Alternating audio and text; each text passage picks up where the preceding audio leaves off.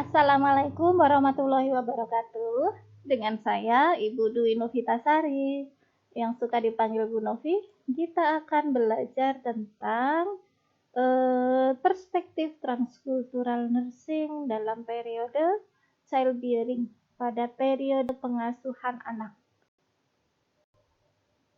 Tujuan pembelajaran kali ini diharapkan setelah mengikuti pembelajaran, mahasiswa mampu menganalisis bagaimana budaya mempengaruhi kepercayaan sampai ke perilaku ibu dan keluarga selama kehamilan dan pengasuhan anak. Mengenali keyakinan dan praktik pengasuhan anak dari berbagai budaya, baik budaya di Indonesia dan juga budaya di luar negeri. Kemudian mengkaji kebutuhan gaya hidup alternatif dari seorang ibu selama masa kehamilan dan pengasuhan anak, serta memahami bagaimana ideologi budaya dalam masyarakat dapat berdampak pada masa kehamilan dan pengasuhan anak. Kita pahami bahwa kehamilan dan melahirkan ini adalah peristiwa yang universal. Ya, peristiwa yang terjadi pada seluruh perempuan di dunia. Tidak ada satu suku, satu bangsa yang perempuannya tidak hamil gitu. Ini secara luas ya, bukan per individu. Jadi kehamilan, melahirkan itu terjadi di seluruh dunia. Seluruh budaya mengakui kehamilan dan melahirkan. Berbeda kasus, misal ini tentang kehamilan dan melahirkan, bahwa ini semuanya seluruh budaya ya, apapun sukunya, mengakui bahwa ada peristiwa kehamilan dan melahirkan. Contoh yang tidak diakui oleh seluruhnya, kita bangsa Indonesia ditindik ya untuk perempuan, menandakan gendernya, menandakan jenis kelamin ini perempuan. Di luar negeri bisa saja itu adalah child abuse kalau kita melakukan tindik pada anak perempuan. Jadi seperti itu, bahwa seluruh budaya di dunia ya mengakui adanya kehamilan dan melahirkan. Berikutnya ini sebagai penyamarataan ya, penyamarataan yang luar biasa, yang hebat dari seluruh budaya, bahwa yang mampu menjalani proses kehamilan dan melahirkan adalah perempuan. Saya tidak membicarakan tentang transgender. Kalau kita periksa bisa saja mereka kromosomnya tetap XY, tetapi mereka merubah luarnya. Ya, kromosomnya XY tetapi merubah luarnya. Ya, pernah membaca berita tentang transgender yang berubah jadi laki-laki, identitas seksualnya, tetapi dia hamil sendiri, anaknya sendiri. Ya, saya tidak membicarakan yang itu. Ini yang alamiah saja. Perempuan, laki-laki ya laki-laki. Berikutnya, kehamilan melahirkan ini merupakan masa transisi, masa perayaan sosial yang sangat penting dalam masyarakat manapun. Banyak adaptasi yang harus dilakukan oleh ibu, oleh suami, oleh keluarga ya dalam menghadapi masa kehamilan dan persalinan. Juga adanya perayaan sosial di masyarakat. Di budaya Jawa saja di Indonesia banyak perayaan sosial terkait kehamilan. Kasih contoh. Ada upacara 4 bulan, 7 bulan, ya kan? Nah, itu adalah salah satu bentuk perayaan sosial. Berikutnya ada perubahan tanggung jawab psikologis, fisiologis, dan hubungan sosial. Contohnya, yang tadinya belum disebut ibu dan ayah, begitu hamil melahirkan ada penyebutan itu, ibu dan ayah. Kemudian semakin timbulnya kasih sayang di dalam keluarga, timbulnya kemandirian dari pasangan tersebut, perubahan gaya berpakaian. dari yang biasanya baju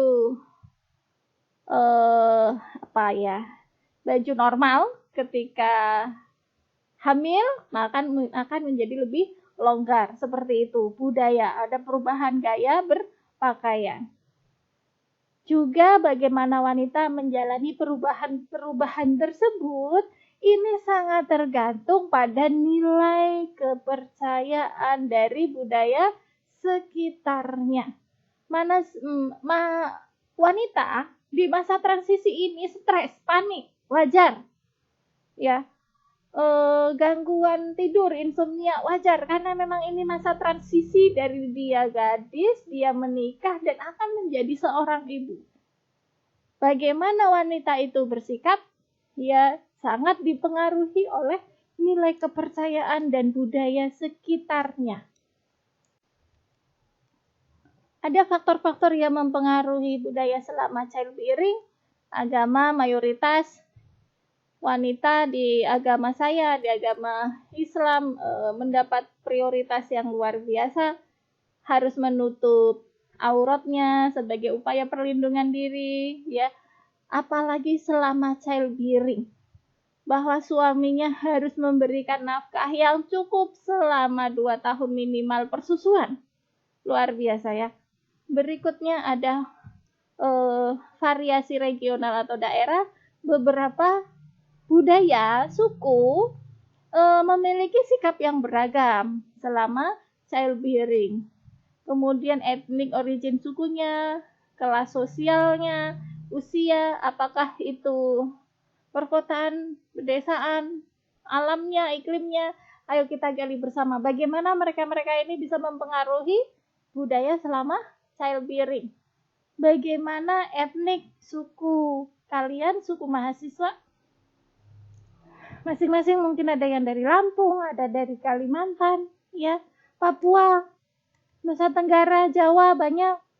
Nah, bagaimana itu mempengaruhi sikap perilaku ibu dan keluarga, pasangannya, suaminya selama periode childbearing. Usia jelas. Usia ini di balik usia ada kematangan berpikir, kematangan sikap. Anak remaja menghadapi kehamilan dan childbearing akan stres, ya. Terlebih kalau ada latar belakang negatif di belakangnya.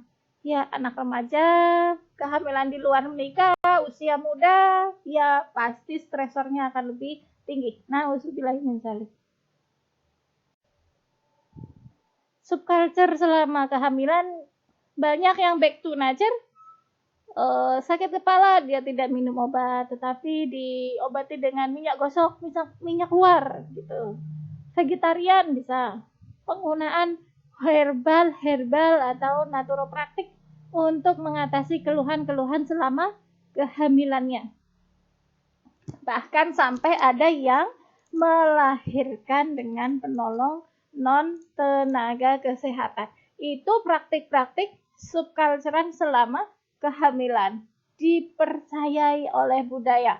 Beberapa bisa kita akui oleh tenaga kesehatan, tetapi beberapa tetap berbahaya ya.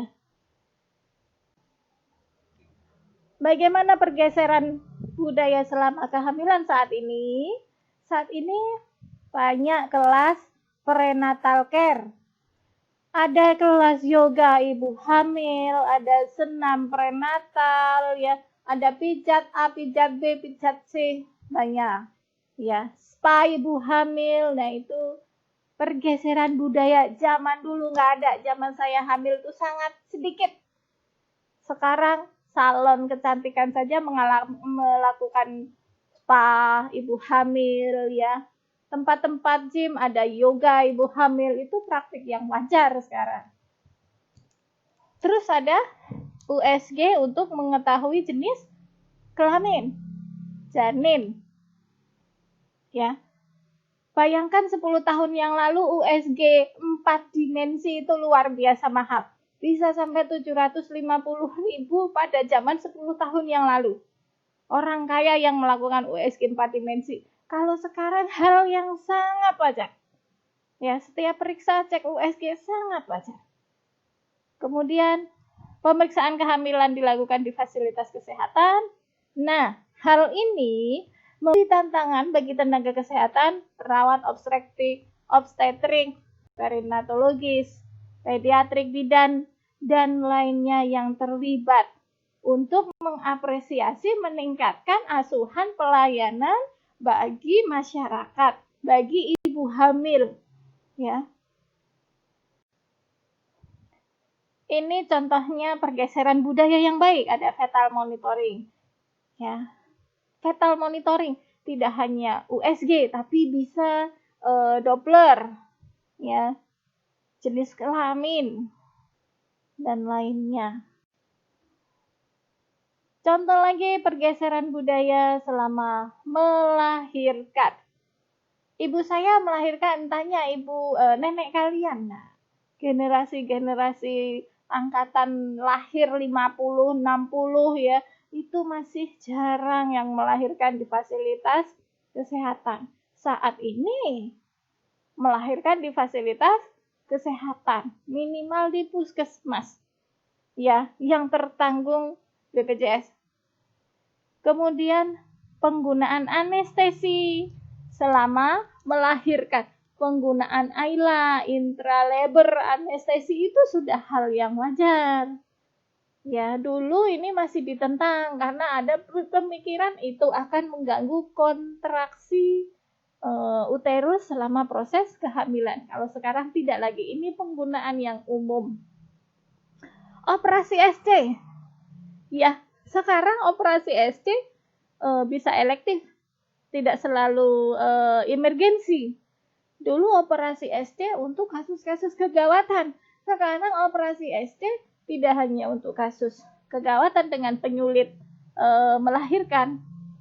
Artis punya duit nggak mau sakit, udah operasi SC, bisa. Ya. Kemudian perawatan postpartum yang lebih baik, perawatan newborn care yang baik, adanya breastfeeding, ya. Breastfeeding, father breastfeeding sekarang sedang happening. Ya, dari dulu ketika ASI eksklusif zaman saya melahirkan anak pertama itu teorinya hanya 4 bulan. 4 bulan saja. Sekarang begitu memang ASI itu sangat baik untuk anak dan untuk bayi, maka itu diperpanjang menjadi 6 bulan. Bahkan ada istilah, ada teori, yuk father breastfeeding. Bukan ayahnya yang ngasih ASI, ya, tetapi ayahnya mensupport ibu menyusui untuk bisa sukses memberikan breastfeeding. Juga sampai ini menjadi lahan bisnis, ya. Ada pengantar-pengantar ASI bagi ibu-ibu bekerja sehingga tetap bisa memberikan ASI perahnya, ya, ASI perahnya kepada anak-anaknya di rumah. Ada fertility control and culture, bagaimana budaya mengontrol fertilitas. Ya, fertilitas ini tergantung banyak variabel, contohnya sterilitas, sterility, kematian janin intrauterin, ada durasi postpartum sehingga mempengaruhi ovulasi dan kemungkinan kehamilan. Hal ini dipengaruhi nilai budaya, sosial. Contohnya apa? Hubungan pernikahan, bagaimana asupan dietnya, bagaimana kepercayaan agamanya, kemudian apakah di negara, di budaya, di agama itu ada legalisasi aborsi, penyakit-penyakit penyerta ibu dan ayah, kemudian regulasi jumlah kelahiran. Ada negara yang benar-benar meregulasi ketat jumlah kelahiran dari citizennya. Kemudian adanya kontrasepsi. Bagaimana dengan kehamilan yang tidak disengaja? Menurut studi dari Solna 2011 bahwa tahun 2006 mengalami peningkatan kasus peningkatan kejadian kehamilan yang tidak disengaja. Siapa yang berisiko? Yaitu wanita berusia 19 tahun dan lebih muda. Bisa dari 4 dari 5 kehamilan itu tidak disengaja. Proporsi kehamilan yang tidak diinginkan ini tertinggi di antara remaja yang lebih muda, 15 tahun ke bawah, yaitu 98%. Coba kalian yang masih seusia ini, hal-hal apa saja yang menyebabkan kehamilan tidak disengaja? Bisa dijawab ya, jangan hanya senyum-senyum saja. Kejadian tertinggi pada wanita dengan pendidikan yang rendah dan penghasilan yang rendah. Tinggi pada unmarried woman, yaitu wanita yang belum menikah. Suka miris saya melihat berita, membaca berita-berita ya, hanya ingin diiming-imingi paket pulsa, paket data begitu ya. Akhirnya terjadi kehamilan tidak disengaja. Atau sexual abuse dari kerabatnya, dari keluarganya, bahkan terkadang sampai incest ya, sangat miris sekali kisah-kisah ini, kehamilan yang tidak disengaja. Saya berpesan ini kepada mahasiswa baik perempuan maupun laki-lakinya, jangan sampai terjadi ya kehamilan tidak disengaja di keluarga besar Universitas Harapan Bangsa. Amin. Nah, silakan. Bagaimana sikap Anda tentang kehamilan pada remaja? Apakah setuju? Apakah tidak? Bagaimana efeknya? Oh, ini hak saya, Bu, untuk mengekspresikan ya kebutuhan seksual. Oh, silahkan. Tapi itu cara yang salah.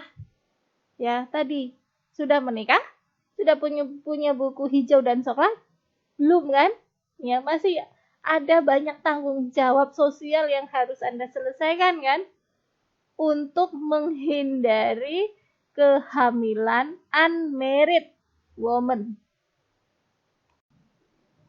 Ini efek negatif kehamilan yang tidak diinginkan.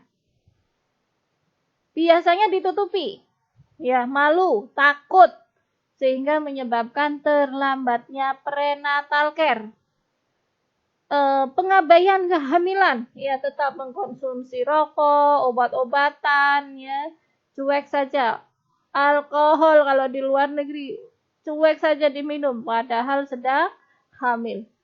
Kemudian ada peningkatan kekerasan fisik selama kehamilan. Ketika menuntut untuk menikah, ternyata pasangannya malah melakukan kekerasan fisik.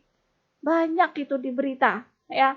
Ditemukan sosok jasad, ya, di mana itu 4 hari, 3 hari ternyata dalam kondisi hamil.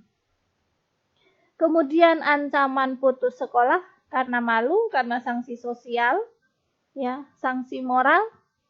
Bisa juga gangguan mental ibu dengan kehamilan yang tidak diinginkan. Kekurangan gizi selama kehamilan karena pengabaian diri sendiri, neglecting.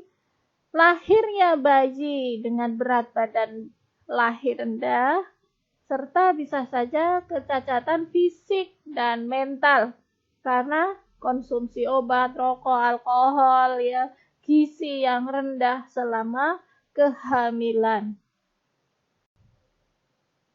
Bagaimana religi mengontrol, agama mengontrol fertilitas?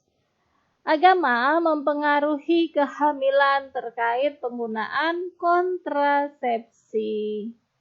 Contoh, agama Islam, kontrasepsi ini diperbolehkan, tetapi yang tidak membunuh embrio. Ya, yang bisa membunuh embrio adalah IUD. Jadi kalau mau kajian fikih, kontemporer wanita, ya, IUD, itu tidak diperbolehkan. Yang diperbolehkan dalam agama Islam adalah KB yang hormonal, contohnya implan, ada pil, ada suntik, ada kondom. Nah, agama saya mengajarkan bahwa anak ini adalah titipan rezeki dari Allah. Jadi dari masa sejak awal itu harus dirawat dengan baik, dari kehamilannya, dari perencanaan kehamilan, dari kehamilan, persalinan dan pengasuhan anak itu harus dilakukan dengan sebaik-baiknya. Kemudian Islam mengajarkan bahwa aborsi itu dilarang, haram, kecuali yang memang ada indikasi medis. Kehamilan di luar pernikahan adalah dosa. Adopsi anak itu dilarang. Ya. Diingat-ingat.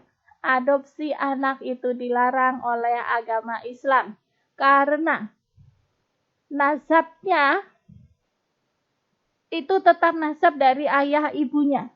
Ketika dia diadopsi oleh keluarga yang lain, maka anak adopsi tersebut tetap halal untuk dinikahi oleh ayah ataupun ibu yang mengadopsinya. Ya, maka dari itu adopsi secara hukum Islam itu dilarang. Yang diperbolehkan adalah anak sepersusuan. Anak sepersusuan maka nasabnya akan menjadi ibu sepersusuan, tidak apa-apa, itu menjadi mahram. Ya, menjadi mahramnya. Islam mengajarkan bahwa ketika ada wanita pasangan suami yang mengalami infertilitas, maka boleh berikhtiar. Ya, boleh berobat. Diperbolehkan metode inseminasi dari sperma ayah dan ovum ibu. Ya, bukan sperma orang lain atau ovum orang lain yang ditanamkan ke ovarium ibu, ke uterus ibu.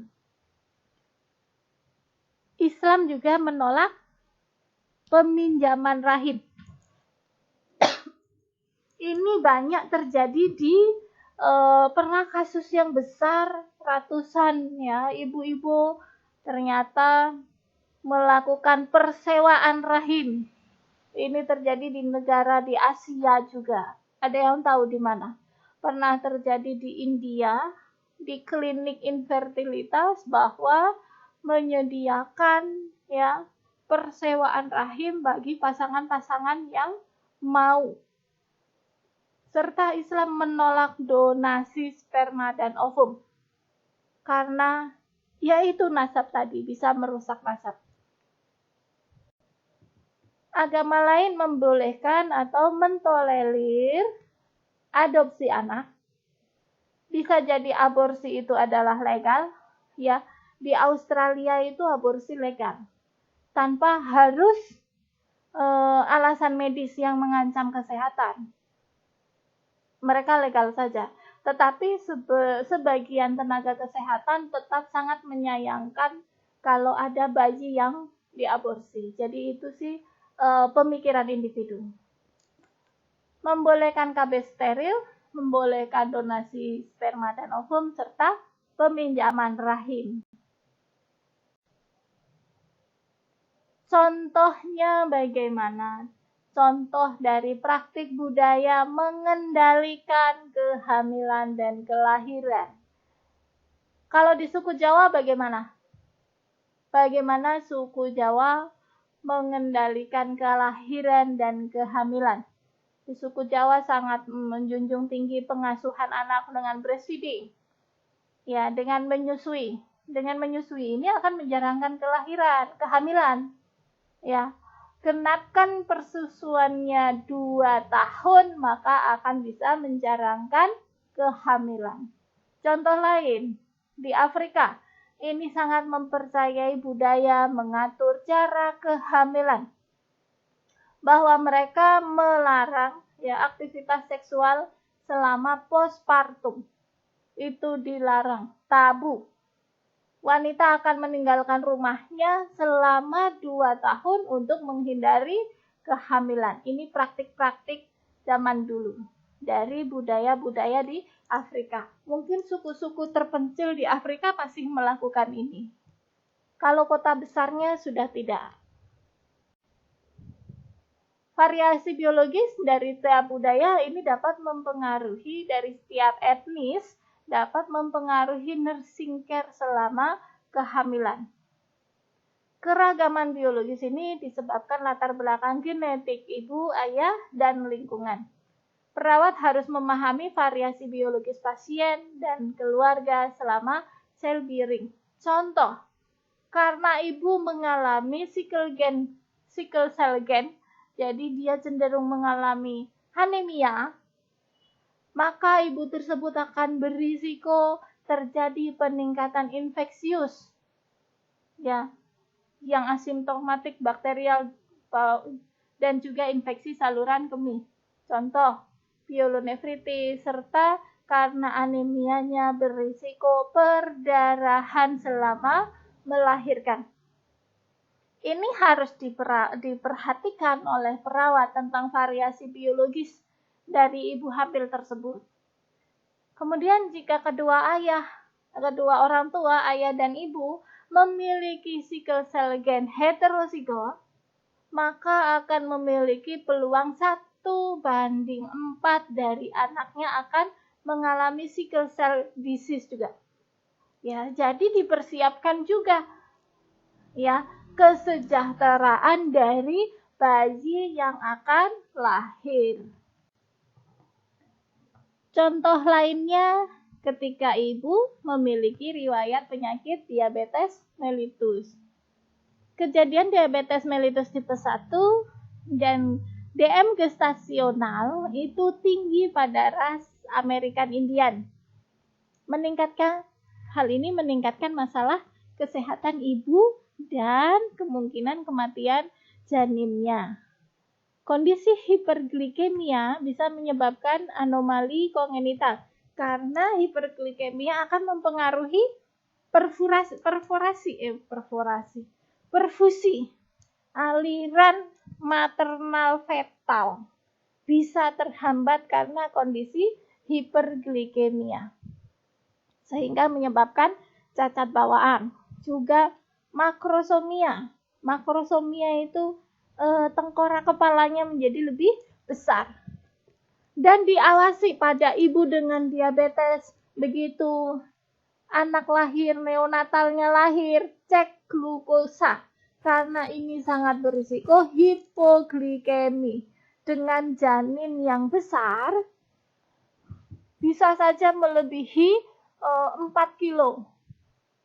Bayi-bayi ini berisiko terjadi hipoglikemia. Jadi harus segera dicek glukosanya.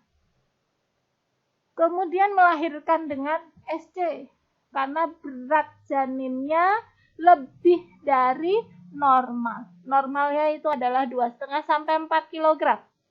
Giant baby ini terkadang terjadi pada ibu dengan diabetes mellitus sehingga melahirkannya harus dengan SC. Serta yang paling parah adalah fetal death. Fetal death karena gangguan peredaran darah dari maternal ke fetal. Anak dengan ibu yang mengalami DM gestasional ini berisiko mengalami obesitas selama pertumbuhannya. Gestasional diabetes ini dapat berkembang menjadi diabetes mellitus tipe 2 pada ibu setelah melahirkan. Sembuh bisa, tetapi ibunya juga bisa berkembang menjadi DM tipe 2. Kita bahas sedikit kenapa ibu hamil bisa berisiko gestasional diabetes mellitus karena meningkatnya jumlah estrogen. Kemudian estrogen ini similar, nyaris sama reseptornya dengan insulin, maka estrogen bisa menempati reseptor insulin sehingga insulin tidak bisa bekerja dengan baik untuk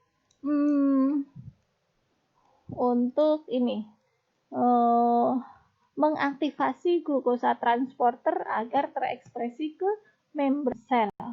Kalau pintu glukosanya tidak terekspresi, maka glukosanya akan tetap berlebihan tinggi di plasma, di pembuluh darah. Terjadilah gestasional diabetes mellitus. Kejadian pada pasien DM tipe 2 juga berisiko menyebabkan bayi mengalami makrosomia serta giant baby.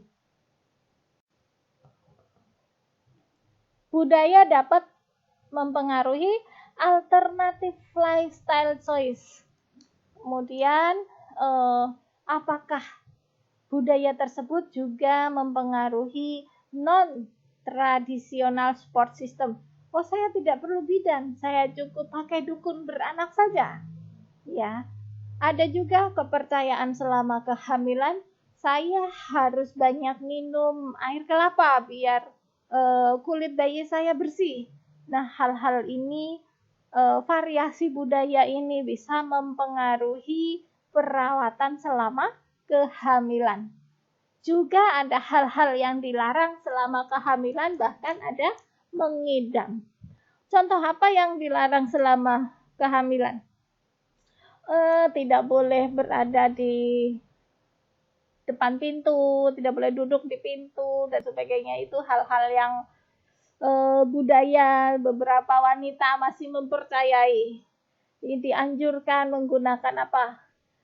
Peniti, gunting. Nah, itu hal-hal yang masih dipercayai sampai sekarang. Beberapa budaya dapat membahayakan kesehatan ibu hamil. Beberapa juga mendukung peningkatan kesehatan ibu hamil. Yang membahayakan, contoh, ya, harus menggunakan benda-benda tajam. Nah, kalau hanya peniti nggak apa-apa ya, peniti aman. Ibu berjilbab pakai peniti aman-aman saja. Coba kalau yang di bawah itu gunting. Ya, jadi kita tenaga kesehatan bisa menganjurkan gunting itu dibungkus dengan baik, dikantongi sehingga tidak ada ujung tajam yang bisa membahayakan ibu hamil. Beberapa budaya ada yang mendukung peningkatan kesehatan ibu hamil. Contoh, ibu hamil dilarang mandi malam. Ya, itu hal yang baik supaya tidak menurunkan imunitas tubuh. Yang merupakan bagian dari non-tradisional support system. Non-tradisional berarti penanganan dilakukan oleh tenaga kesehatan, baik selama prenatal, intranatal, hingga postnatal. Tata laksana tenaga kesehatan saat ini cenderung kuratif, menyembuhkan, belum ke preventif atau mencegah. Pandangan dunia kesehatan bahwa kehamilan adalah proses yang fisiologis yang memang dilakui oleh wanita, sehingga itu bukan diagnosa penyakit, tetapi beberapa kasus bisa menjadi patologis. Banyak budaya juga sepakat bahwa kehamilan itu proses yang wajar, bukan sebuah penyakit. Nah, pernyataan yang seperti ini, keyakinan yang seperti ini yang menyebabkan terkadang ibu terlambat untuk memeriksakan kehamilannya pada petugas kesehatan. Selanjutnya kita belajar tentang alternatif lifestyle choices. Jadi, ada perubahan gaya hidup apa dari para ibu, keluarga, pasangan terkait selama proses kehamilan ini. Pada wanita yang tidak bekerja seringkali memutuskan hamil pada usia muda. Mereka tidak bekerja, berpendidikan rendah, kemudian kadang dengan ekonomi yang rendah juga, sehingga mereka ya sudah memutuskan hamil pada usia muda. Nah, sekarang wanita yang berpendidikan tinggi, mereka akan mengejar strata 1, strata 2 bahkan, sehingga menunda menikah dan menunda kehamilannya karena ingin menyelesaikan perkuliahannya, ingin stabil karirnya, ingin membahagiakan orang tua dulu ya. Ada proses menunda kehamilan. Ya, berbeda dengan wanita yang memiliki karir. Ini memungkinkan menunda kehamilan hingga usia di akhir 20 tahunan. Ya, atau di awal 30 tahun. Jadi misal bisa saja 30 tahun itu baru hamil anak pertama. 33 tahun single sudah biasa.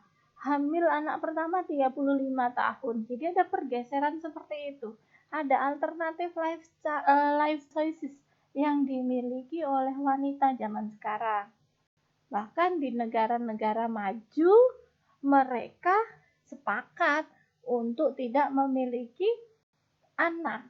Ya, wanita menolak hamil, itu hal yang wajar untuk budaya barat.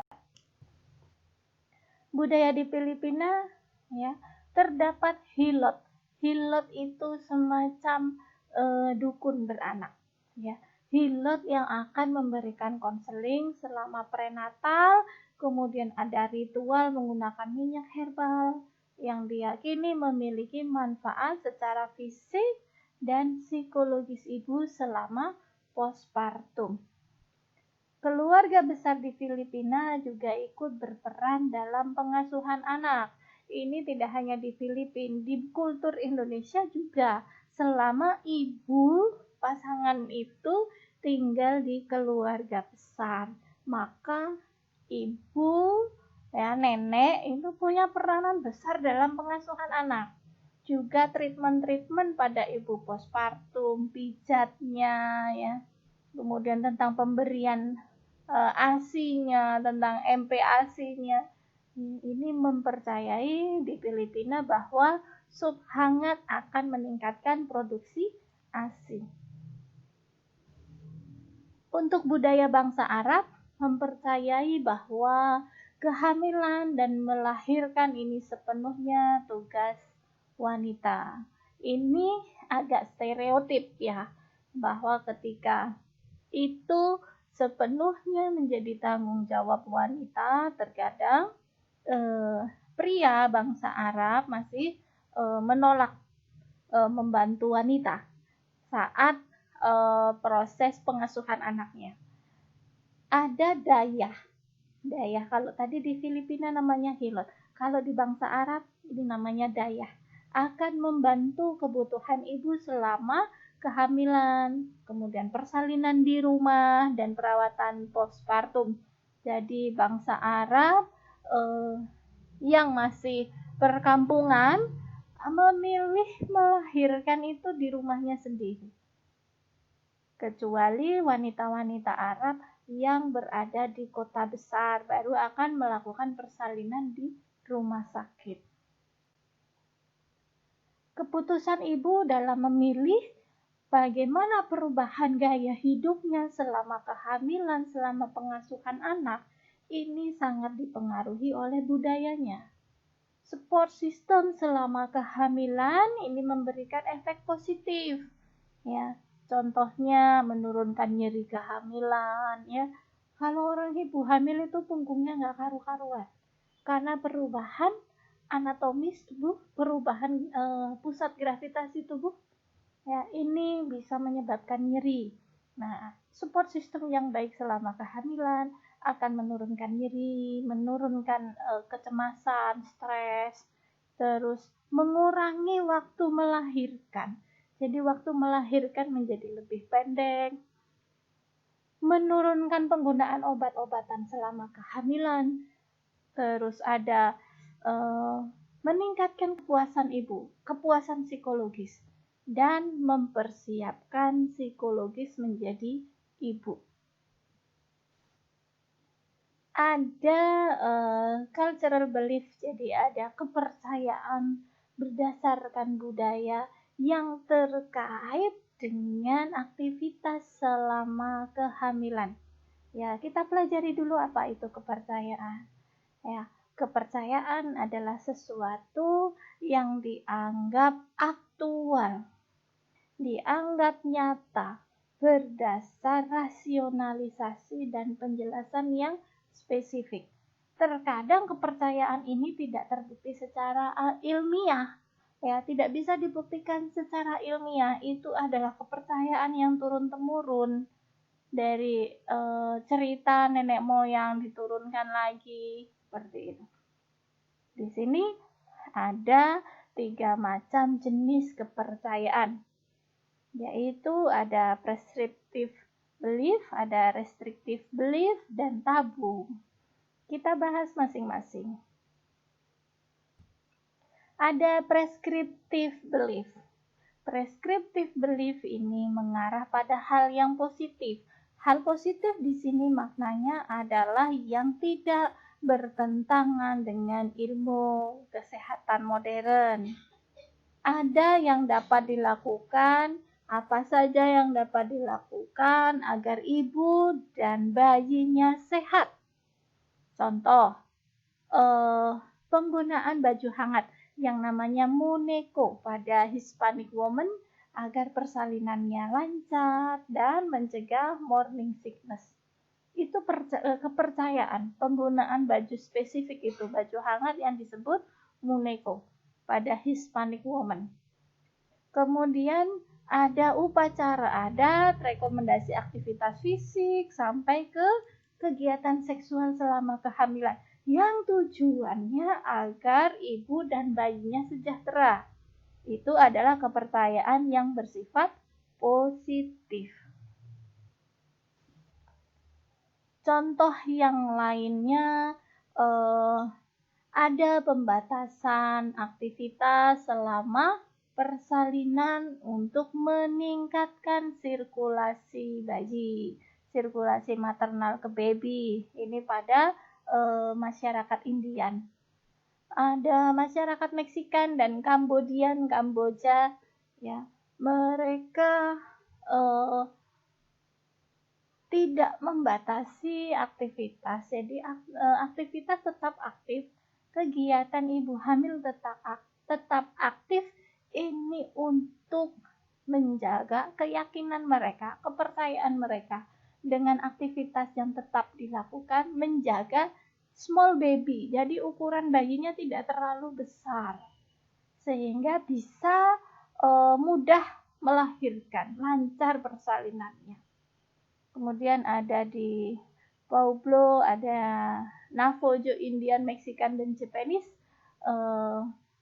Mereka mempercayai bayi itu membawa kesenangan, keselamatan, kemudian harapan masa depan yang baik, yang indah. Masyarakat Meksikan, ya, tidur flat. Tidur flat itu tidur terlentang, ya, dengan punggung di bawah, itu protect, melindungi bayi. Ya, jadi ibu hamil Meksikan itu dianjurkan, dipercayai bahwa tidur terlentang akan memproteksi bayinya. Ada juga Haitian, Meksikan mempercayai bahwa intercourse, aktivitas seksual selama berdekat persalinan itu akan melubrikasi, melumaskan jalan lahir sehingga memudahkan persalinan. Kemudian ada Filipina, ya, mandi rutin, kemudian penggunaan sampo selama persalinan, selama kehamilan itu akan menjaga kebersihan bayi. Itu kepercayaannya, nggak ada kaitannya memang.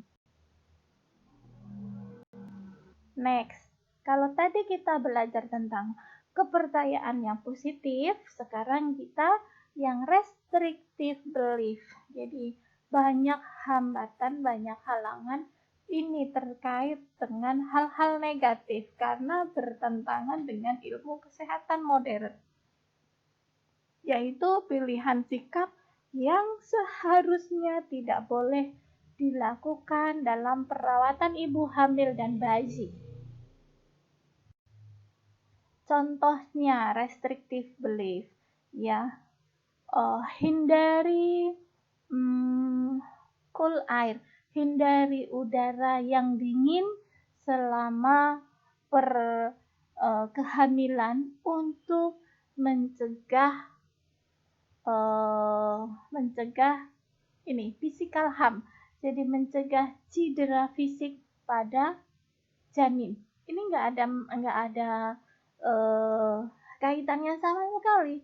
Kalau ibu sering mengalami hot flashes itu wajar pada ibu hamil. Mereka merasa gerah karena hipermetabolisme, karena ada metabolisme dirinya maternal dan janin, maka mereka lebih sering kepanasan.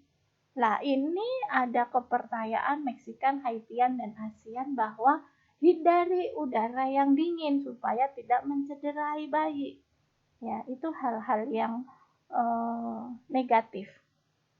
Kemudian tidak boleh nih tangannya melebihi kepala, ya.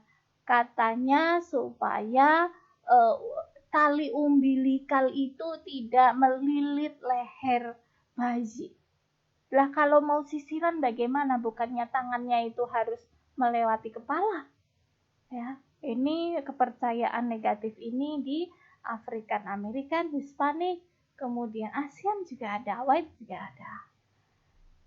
Ada lagi, hindari untuk hadir di weddings, di acara-acara pernikahan, ya, dan pesta-pesta, karena itu akan membawa dampak negatif pada bayi. Ini pada masyarakat Vietnam. Untuk hadir di party, di weddings, itu memberikan hal yang positif kepada ibu. Di luar masa pandemi COVID-19 ya, itu akan memberikan rasa tenang, stres hilang, ya, aktivitasnya menjadi baik gitu. Jadi tidak ada kaitannya, tidak ada masalah menghadiri pernikahan terkait dengan bad fortune, ya, terkait dengan itu masa depan yang buruk dari babynya. Kemudian tidak melakukan intercourse atau aktivitas seksual karena itu bisa mendatangkan keburukan pada ibu hamil dan bayi. Intercourse boleh dilakukan setelah usia kehamilan 20 minggu, itu aman. Ya. Kalau sebelum itu jangan dulu karena bisa menyebabkan abortus. Nah, itu dengan kondisi tidak ada kegawatan selama kehamilan. Ada lagi tidak boleh menggunakan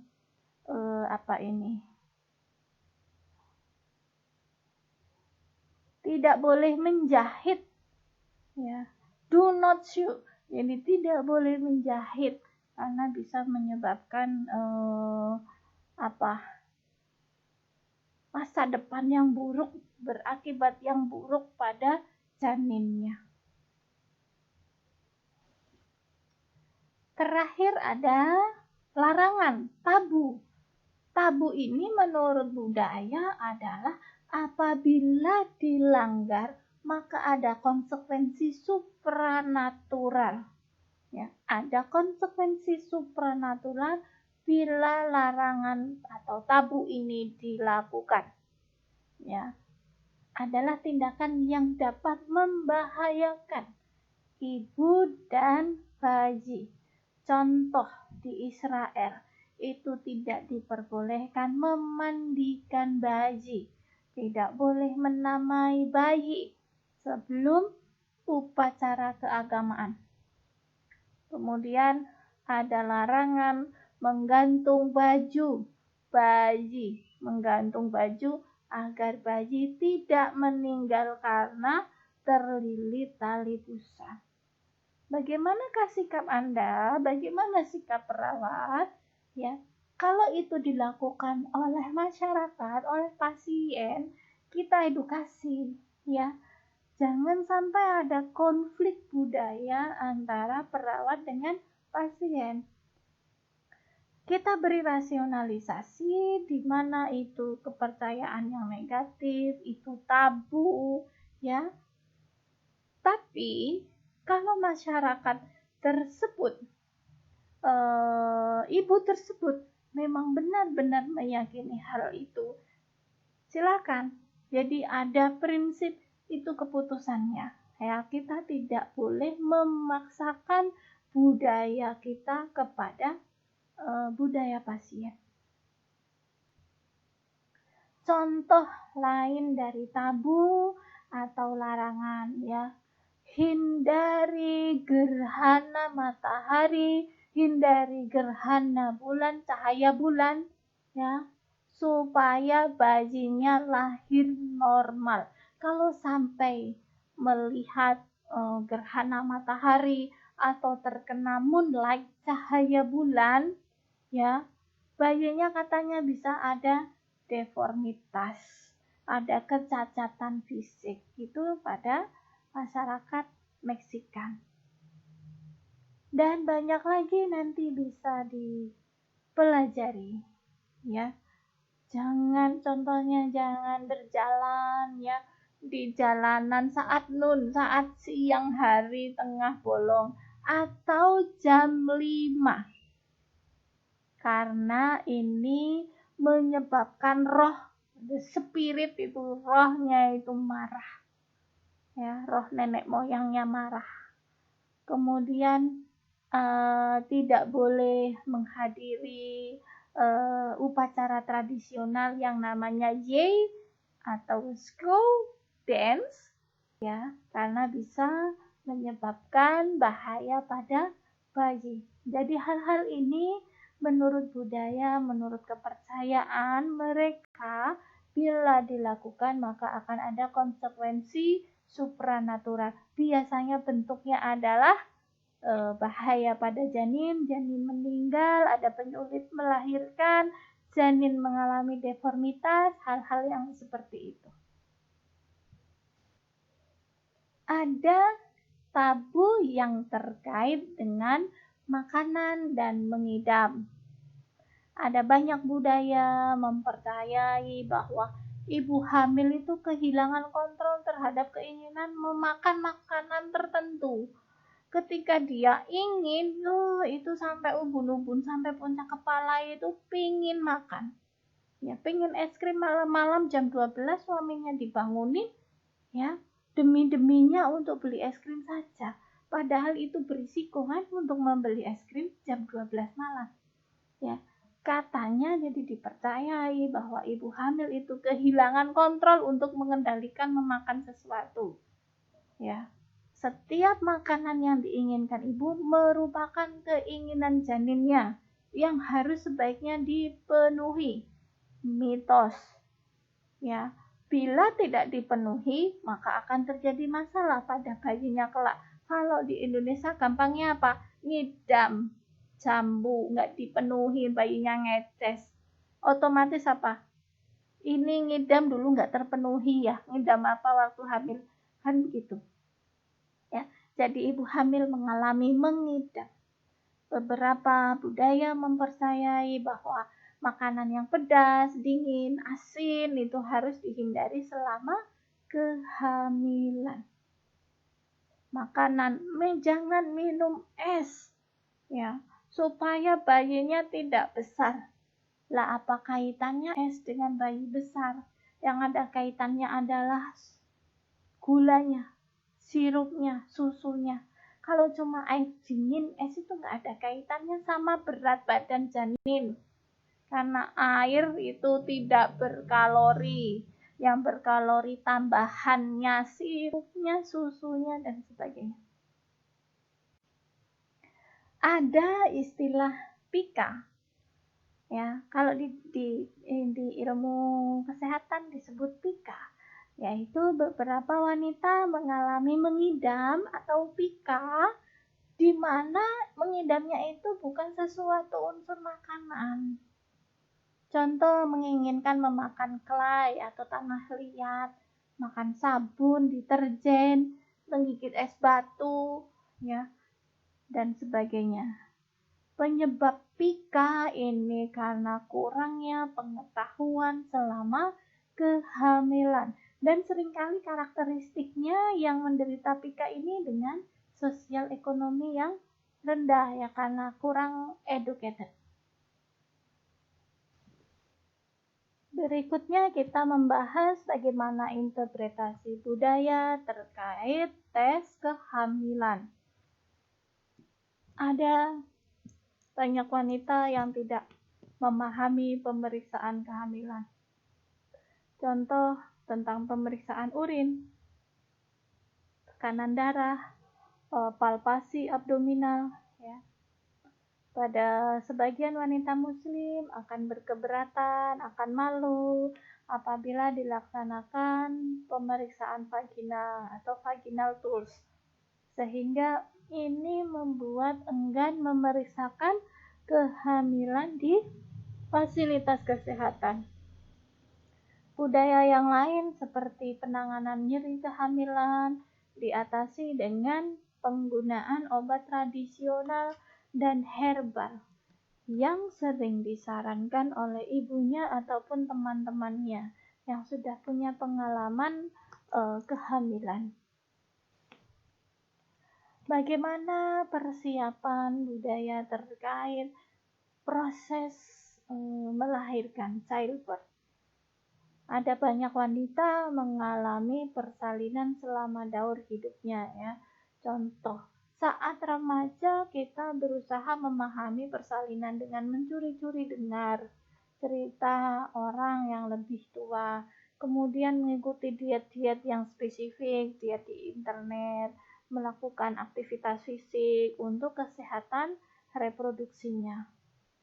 Di Indonesia diselenggarakan kelas pranikah oleh kantor urusan agama. Zaman saya menikah tidak ada kelas pranikah.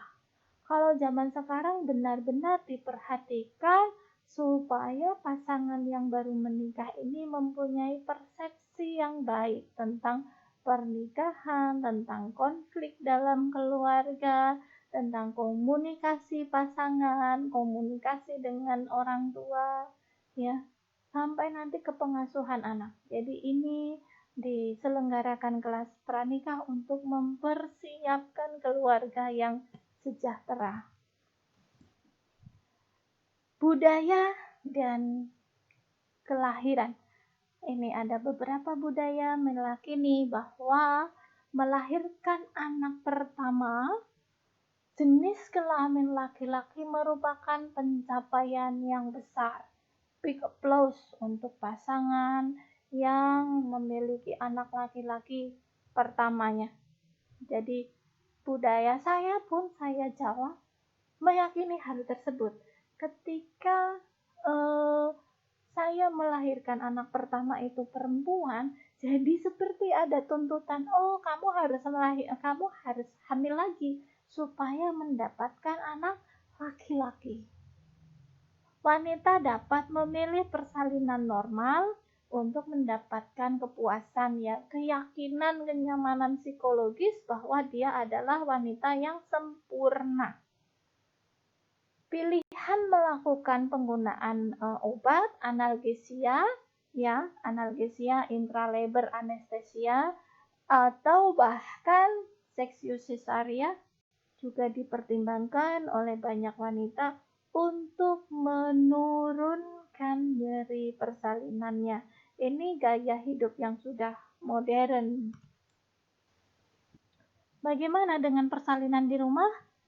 Ya, ini teori zaman dulu.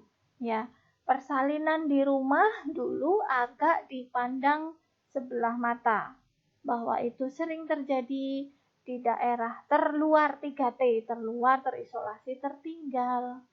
Karena diupayakan persalinan ditolong oleh petugas kesehatan, di mana petugas kesehatan adanya di fasilitas kesehatan.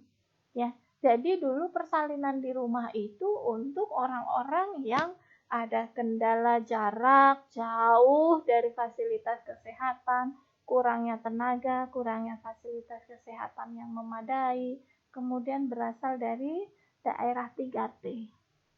Tapi ini siklus yang berubah. Sekarang masa pandemi COVID-19 tahun 2020 ini, persalinan dipersiapkan di rumah, silahkan. Karena menjadi berbahaya ibu untuk menuju fasilitas kesehatan. Ya, panggil bidannya ke rumah, persiapan persalinan di rumah. Itu banyak dilakukan. Bagaimana dengan persalinan di rumah? Ini teori zaman dulu ya, supaya dulu edukasinya adalah supaya ibu-ibu ke fasilitas kesehatan. Dalam situasi berbahaya, ini menjadi pilihan yang lebih baik untuk persalinan di rumah, supaya bayi yang baru lahir ini tidak terpapar bahaya COVID-19. Ya. Kalau dulu perlu dilakukan pendekatan pada tokoh masyarakat untuk mengedukasi masyarakatnya supaya yuk bersalin di fasilitas kesehatan, yuk bersalin ke petugas kesehatan. Dukung peningkatan persalinan yang aman, cegah kehamilan yang tidak diinginkan, kemudian dukung peningkatan sumber daya masyarakat, pengadaan ambulan desa. Sekarang setiap desa punya mobil ambulan desa untuk mengangkut ibu bersalin, sakit keras, sakit mendadak. Kemudian dukung kangguru care untuk bayi agar meningkatkan asupan ASI dan bonding. Sudah paham kangguru care? Jadi kangguru care, ibu dan bayi tanpa penghalang baju, ibu nempel ke dada, bayi nempel ke dada ibu, bonding, baru dibebat dengan baju, dengan kain, ya. Itu kangguru care. Bagaimana sport, bagaimana dukungan selama proses persalinan. Ada variasi gender dari tenaga kesehatan yang menolong ibu bersalin, ya. Masyarakat Muslim, Cina, India, ASEAN ini masih sangat strict bahwa persalinan dibantu oleh tenaga kesehatan wanita. Saya sendiri petugas kesehatan, tetapi saya Muslim, maka saya mencari bidan wanita. Saya tidak mencari SPOG dengan gelar yang lebih, tetapi dia laki-laki, karena ada rasa malu. Rasa malu ini dari mana? Dari budaya saya. Ya. Kalau di luar negeri, di Australia contohnya, di mana saya ke sana, bidan itu bisa saja laki-laki. Itu hal yang wajar, bidan itu laki-laki. Dan mereka profesional, tidak ada pelecehan seksual, tidak ada harassment ketika seorang ibu bersalin di bidan laki-laki. Beberapa budaya meyakini kehadiran ibu akan memberi ibu dari calon ibu, ya, bukan ibu mertua. Ibunya sendiri akan memberi support bagi wanita yang melahirkan. Ketika ibunya sendiri tidak hadir, terkadang wanita baru melahirkan ini mengalami yang namanya postpartum blues atau bahkan sampai depresi postpartum karena dia benar-benar membutuhkan support, membutuhkan figur seorang ibu. Ya. Budaya lain meyakini ada kehadiran suami lebih memberikan support bagi wanita yang melahirkan. Ini juga memastikan bahwa area privasi istrinya terlindungi. Ya. Jadi kalau budaya Jawa, kehadiran ibu itu sangat dibutuhkan pada persalinan pertama. Setelahnya sih santai, persalinan berikutnya, kedua, ketiga hanya ditemani suami saja tidak menjadi masalah. Bila persalinan dengan SC, maka persiapan surgical apron dan cap untuk pendamping harus disiapkan. Suaminya, tukang syutingnya boleh masuk, ya, tetapi tetap menggunakan apron dan cap. Ini bagaimana intrapartum nursing care ya terkait dengan keanekaragaman budaya pada wanita. Ya, jika kita tidak bisa berbicara dengan bahasa wanita hamil tersebut, maka kita membutuhkan usaha yang lebih. Contohnya pakai interpreter. Interpreter itu penerjemah. Bisa saja Anda tidak bekerja di Indonesia, nanti bisa saja Anda akan bekerja di Arab Saudi, Anda akan bekerja di Jepang, Anda akan bekerja di Singapura, di Malaysia. Mungkin ada keterbatasan bahasa dengan mereka, maka Anda, ya perawat, bisa saja membutuhkan interpreter. Kemudian banyak lagi ya nursing care selama intrapartum.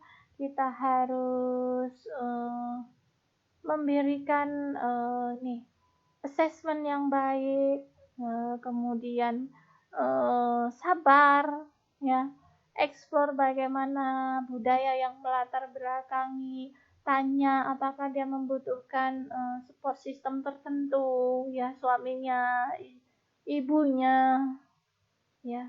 Bagaimana ekspektasi, bagaimana perasaan ibu yang akan melahirkan. Bisa digali ke sana. Nah, ini ada cultural expression selama nyeri persalinan. Ya. Ada ekspresi bagaimana budaya mempengaruhi ekspresi nyeri persalinan. Ya. Nyeri persalinan dapat diekspresikan dengan berbagai cara. Contoh, wanita Guatemala mengekspresikan nyerinya dengan berteriak. Sedangkan saya, wanita ASEAN, ya ada Jepang, Vietnam, Latin, memandang bahwa berteriak selama melahirkan itu memalukan. Ya, nyeri persalinan itu sesuatu yang wajar, yang harus diterima, yang harus ditanggung, dan itu menjadi sebuah keistimewaan wanita. Ya, itu menjadi keagungan wanita. Dia bisa mengalami nyeri persalinan, menyatakan bahwa saya adalah wanita sejati. Jadi wanita ASEAN, saya tidak malu untuk jadi saya tidak berteriak. Saya malu untuk berteriak selama persalinan. Itu pengalaman saya ya. Mungkin beberapa wanita lain ya teriak-teriak tidak apa-apa. Ya, tergantung budaya yang melatar belakangi. Next, ada posisi melahirkan. Nah, posisi melahirkan juga dipengaruhi budaya. Di Indonesia, typically kebanyakan posisi melahirkan ya tidur terlentang. Ketika kita meminta posisi duduk itu menjadi tidak normal. Ya, bidannya bingung nih mau menerima bayinya bagaimana. Tetapi sekarang sudah lazim ada waterbirth, ya. Bidan-bidan dan dokter praktik sudah menginisiasi adanya waterbirth. Jadi proses melahirkan di kolam air, itu prosesnya duduk. Wanita Meksikan Amerikan akan lebih memilih posisi duduk di kursi melahirkan. Ada wanita Latin lebih memilih posisi jongkok. Ya, kita tenaga kesehatan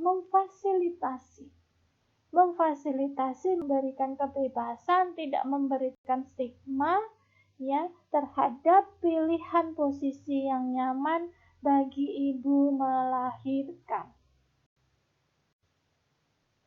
Selanjutnya, apa makna gender bayi terkait dengan budaya?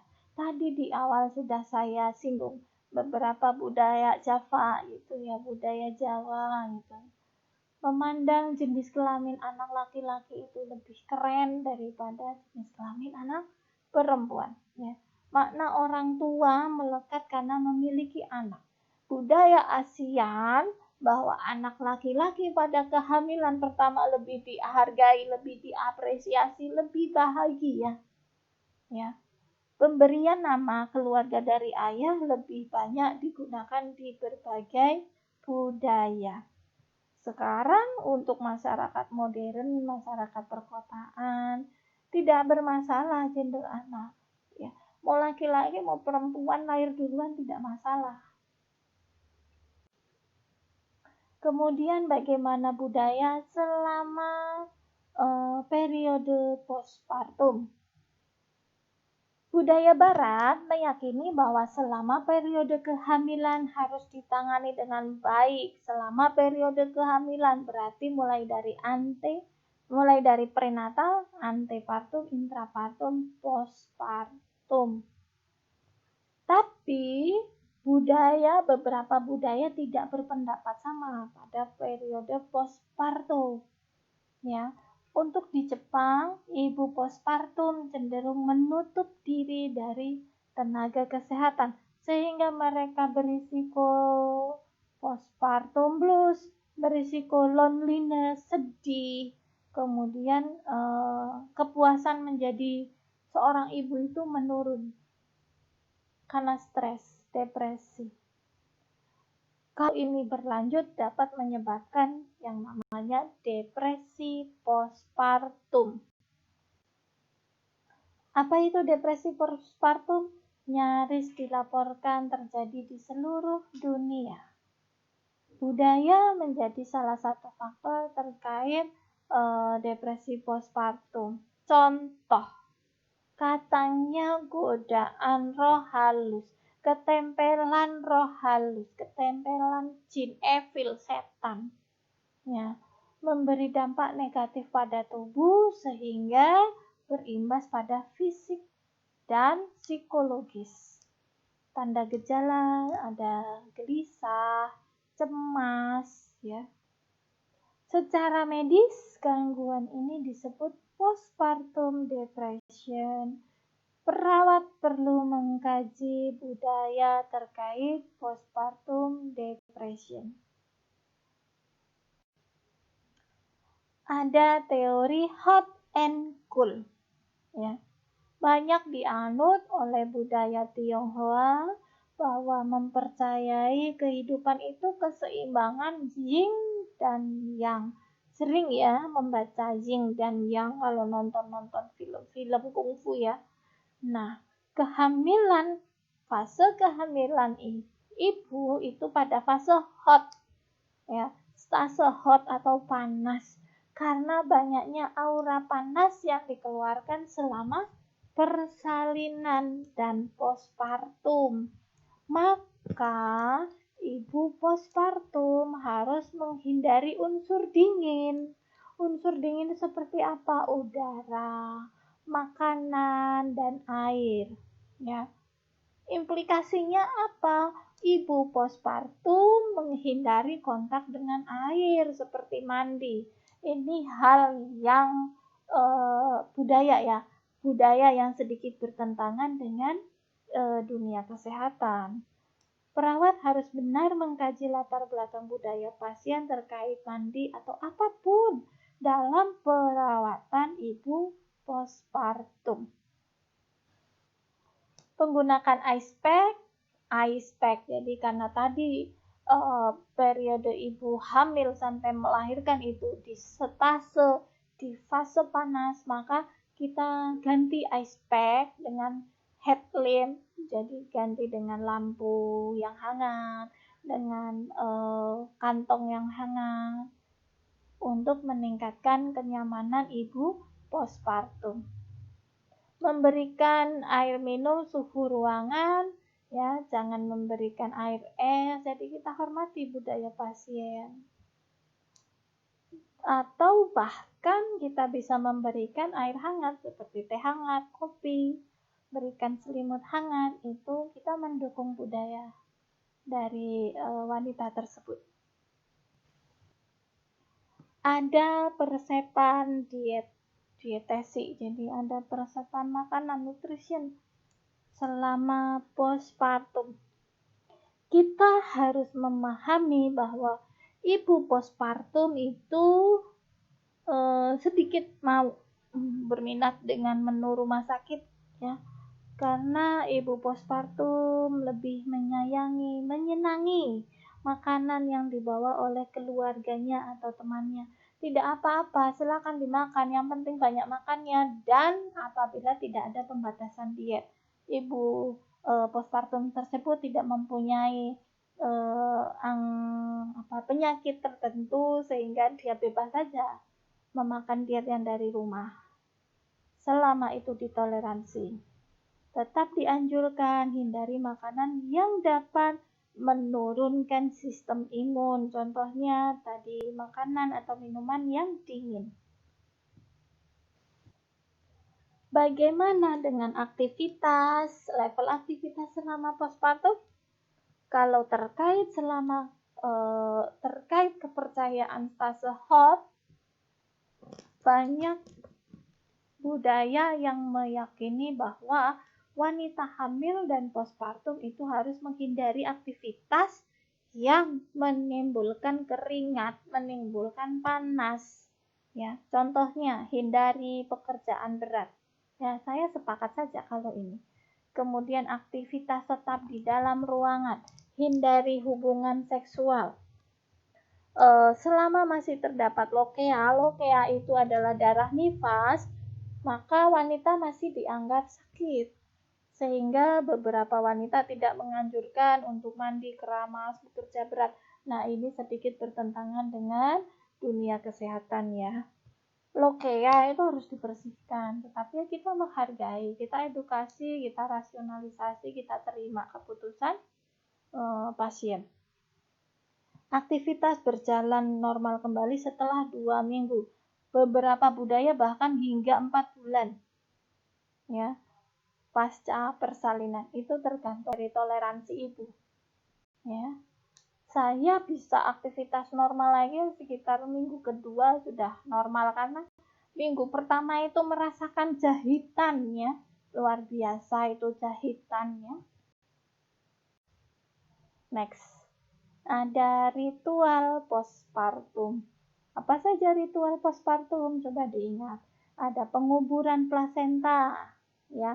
Plasenta atau ari-ari dalam nama Jawa, itu termasuk dalam ritual postpartum.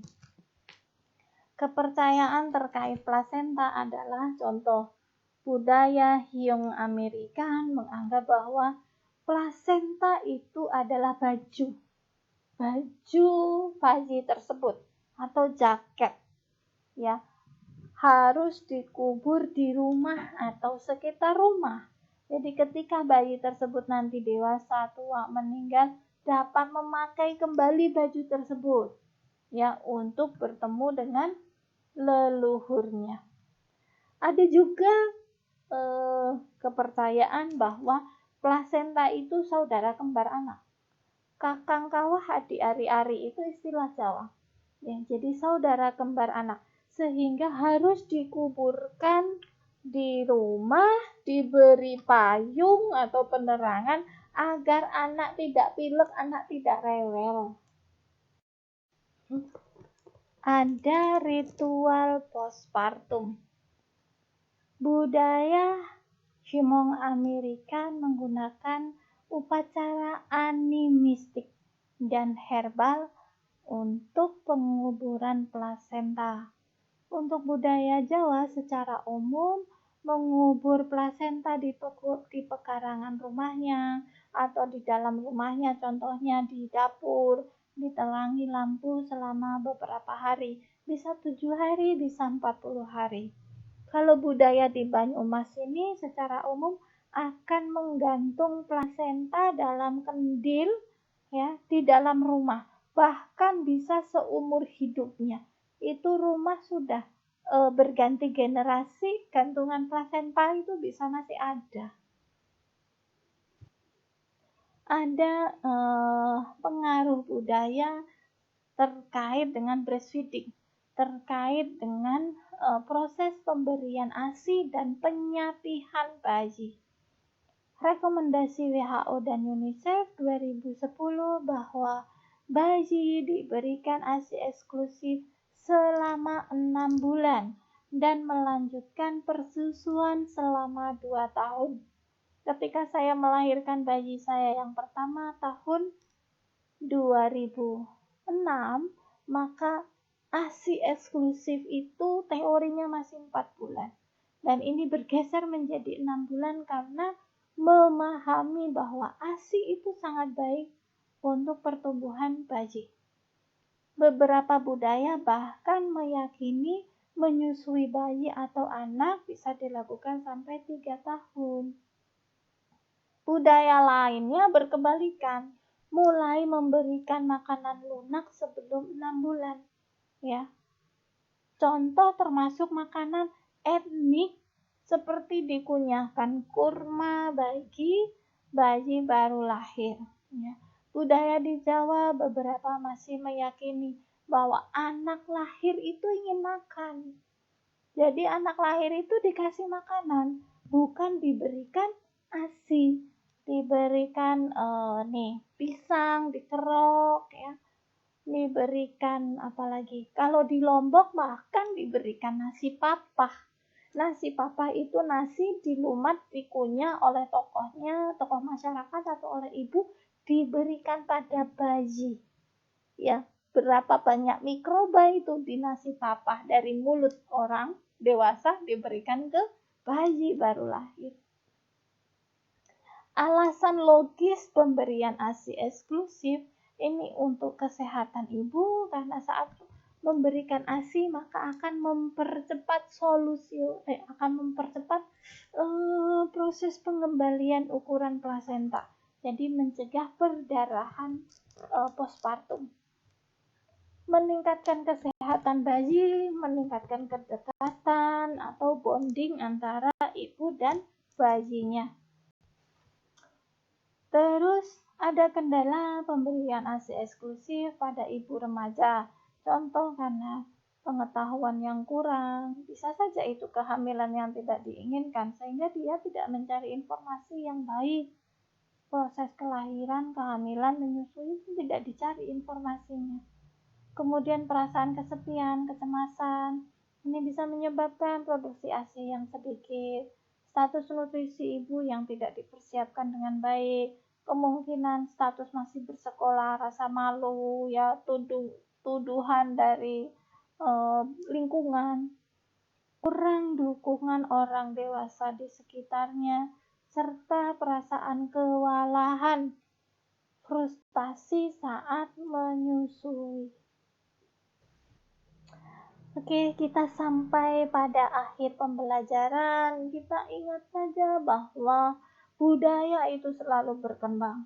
Apa yang saya ajarkan sekarang bisa saja 10 tahun lagi akan berubah. Jangankan 10 tahun lagi.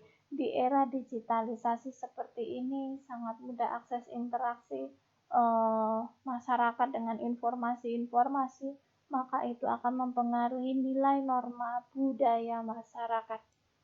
Variasi budaya dan biologis ini memberikan keuntungan bagi tenaga kesehatan untuk terus mempelajari, mengakomodasi kepercayaan tradisional ke praktik kesehatan modern. Oke, any question? I'm happy to answer. Kalau ada pertanyaan, diskusi, silakan sampaikan di forum diskusi. Mungkin seperti itu saja dari saya. Bila ada ilmu yang salah, saya mohon maaf. Semoga menjadi ilmu yang bermanfaat. Silahkan subscribe channel YouTube saya untuk mengetahui perkembangan materi-materi selanjutnya. Akhirul kalam, wassalamualaikum warahmatullahi wabarakatuh.